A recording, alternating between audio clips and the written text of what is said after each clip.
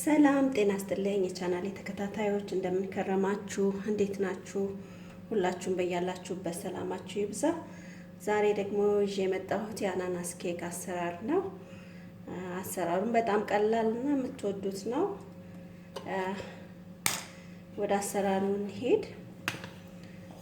እዚህ ጋር እንደምታዩት ሁለት እንቁላል አለኝ ሁለት እንቁላል የሰራው ላሳያችሁ ብዬ ነው ግማሽ ኩባያ ዘይት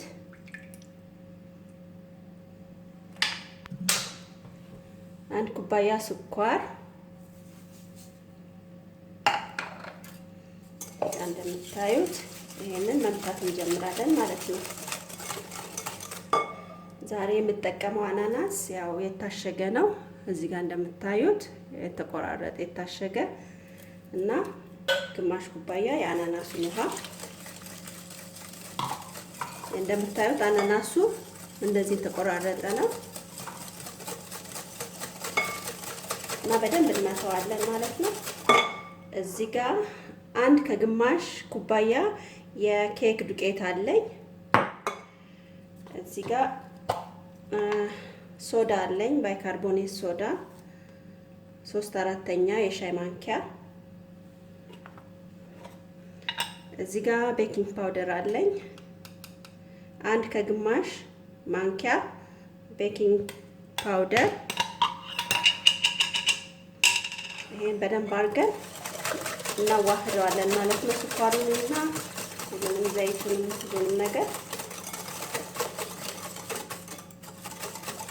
አሁን እዚህ ጋር የቀላቀልነው እንጨምራለን ማለት ነው ቀስ እያለን ዛሬ ማሽን አልተጠቀምኩም እሺ እንደምታዩት በደንብ ተዋህዷል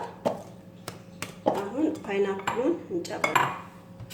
ያው ለጠቀም እንደምታዩት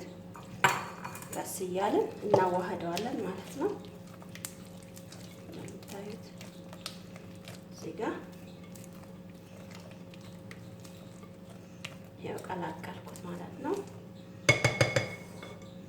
እዚህ ጋር የኬክ መጋገሪያ ሳህን አለኝ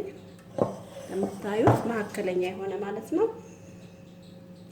እና ሊጡን ላው ላይ አደርገዋለሁ ማለት ነው ሁሉንም በጣም ቀላልና በጣም ተወዳጅ የሆነ ኬክ አይነት ነው ሁላችሁም በያላችሁበት ሞክሩት በየቤታችሁ እንደምታዩት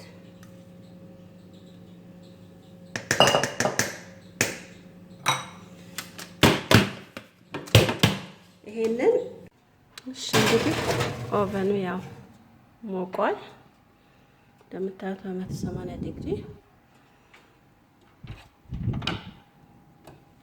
ያው 30 ደቂቃ አካባቢ ሲደርስ መጥቻለሁ ማለት ነው እሺ እንግዲህ ኬካችን እንደምታዩት ይሄንን ይመስላል እንግዲህ በጣም አሪፍ ደስ የሚል ኬክ ነው እስቲ ቀስናልየው